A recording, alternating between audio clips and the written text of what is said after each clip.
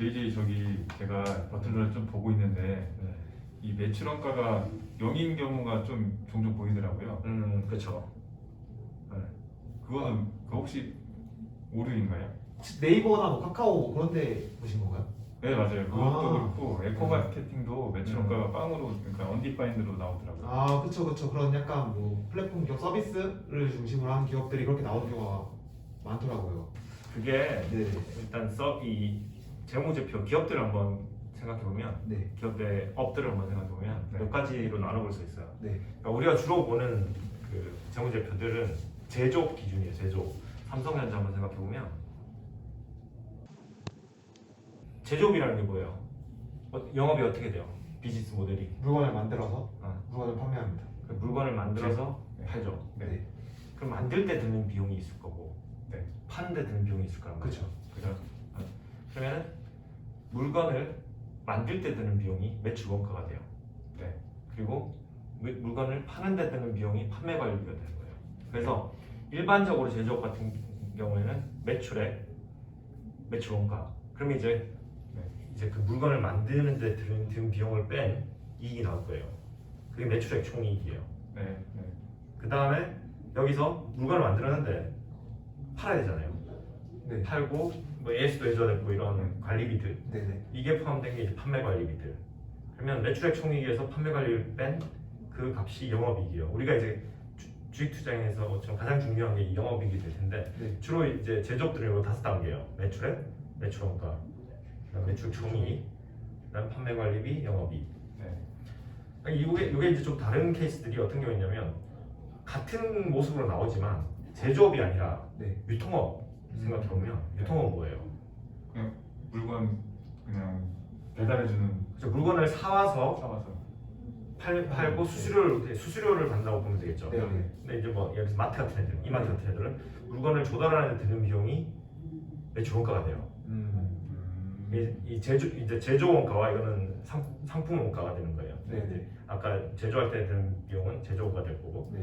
그러면 유통업 같은 경우는 마찬가지로 물건을 팔 때 이 사원 가격에다가 얼마를 붙여서 팔 거 아니에요. 네. 이제 이게 매출액이 될 거고. 네. 그리고 이제 이 조달 비용, 그죠? 매입 비용이 매출 원가, 매출 총이익이 되고 마트에서 이제 판매하시는 분들, 네. 뭐 그런 다양한 그다음에 그 사무실에서 일하시는 분들 이런 비용들이 이제 판매 관리비가 되는 거고 영업이익이 돼요. 이게 일반적인 우리가 보는 손익 계산서의 구조고. 네. 근데 한번 생각해 보면 이 제조업이나 유통업이 아니라 서비스업이 있을 수 있어요. 서비스업. 그렇죠. 서비스업은 우리가 뭔가를 서비스를 파는데 드는 어떤 비용이 어떻게 책정이 돼요? 예를 들어서 저기 헤어샵 같은 데 생각해 보면 네네네. 네.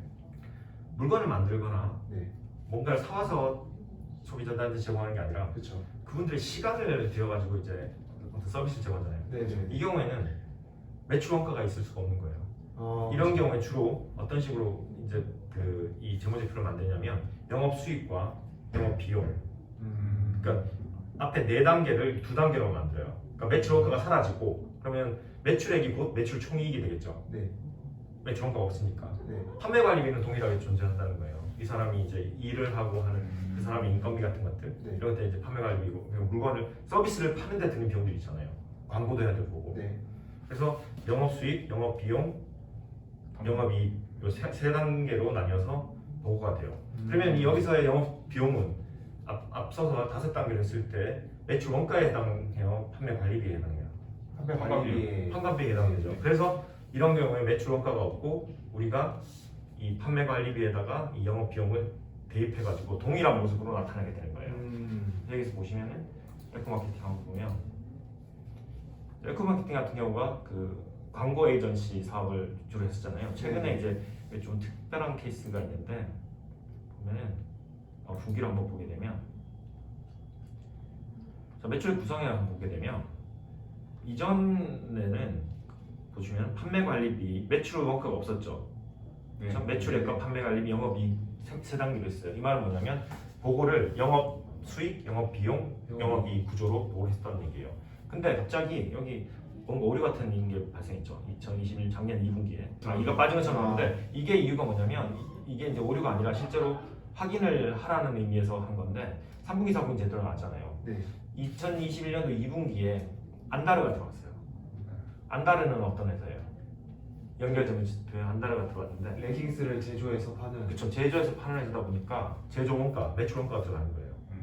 그게 들어오면서 이런 변화가 생겼고, 근데 2021년도 2분기에 처음 들어왔기 때문에 이게 사실 세 달, 풀 먼스면은 문제가 안 되는데 두 달일 수도 있고 이렇기 때문에 이 경우는 조금 체크를 하라는 의미에서 비워놓은 거고, 네네. 3분기, 4분기는 이제 제대로 제대로 들어가야 될 거예요.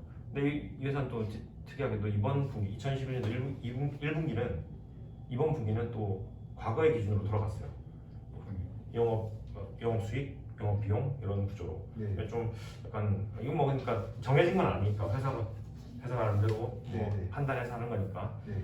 그래서 이런 식으로 하는 회사들은 주로 서비스 업체들이에요. 음. 서비스 업체라든지 아니면 네이버 네네네. 네이버 같은 애들 보면 그렇죠? 보시면은 이제 왜 얘는 매출 원가가 0이에요? 뭐 0이잖아요. 매출 총이익이 안 나오잖아요. 네네. 그렇죠? 사실 실제로는 이제 매출 총이익이 매출액과 같다라고 볼 수도 있는데, 네. 그러니까 우리가 매출액에서 매출 원가를 빼서 매출액 총이익을 구하는 건데, 네. 이 매출 원가가 undefined 되다 보니까 이렇게 나오는 건데, 일단 그렇게 생각하면 돼요. 매출 원가가 없는 경우는 없는 거예요. 서비스 기업이다라고 생각하면 되는 거고. 네.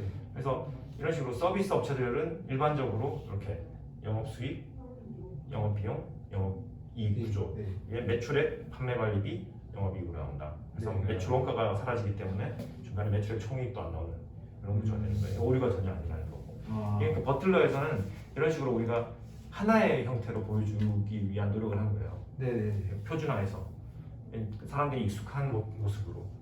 네. 자, 여기에 해당되지 않은 업이 있어요. 어떤 것 있을까요? 지금 두 가지를 금융업? 그렇죠. 금융업 같은 경우도 일반적으로 또 손익대에서 생각해 보면 제조 같은 경우에 이제 영업이익 아랫단에 기타 손익과 금융 손익이 들어가요. 네. 일반적으로. 네네네.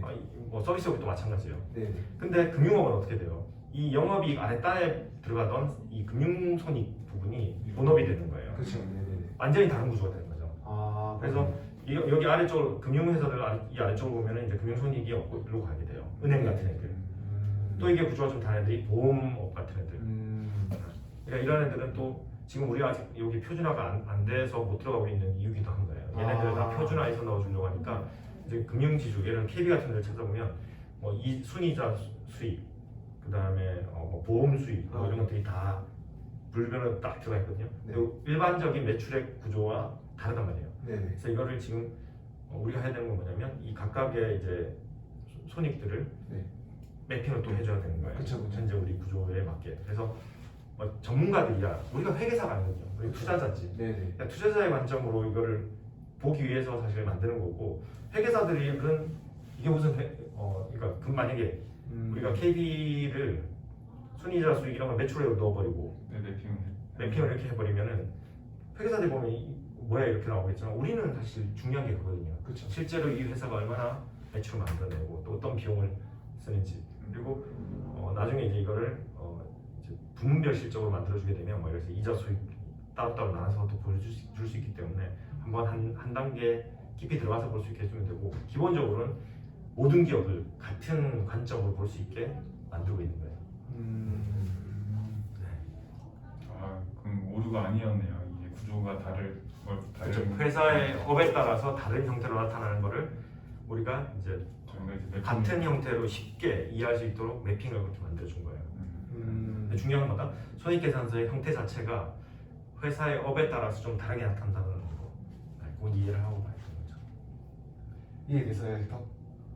예, 이해됐습니다. 그러면 저희 제가 퀴즈를 하나 준비했습니다. 네. 다음 기업들 중에서 네. 매출 원가가 0이 아닌 기업을 골라주세요. 1번 원티드레, 2번 이마트, 3번 크래프톤, 4번 SK텔레콤, 5번 아프리카TV. 매출 원가가 0이 아닌 기업이요? 네. 이거 맞추면 뭐 주시나요? 구독자 여러분들도 이거 답을 댓글에 써주시면 좋은 일이 있을 수도 있습니다. 감사합니다.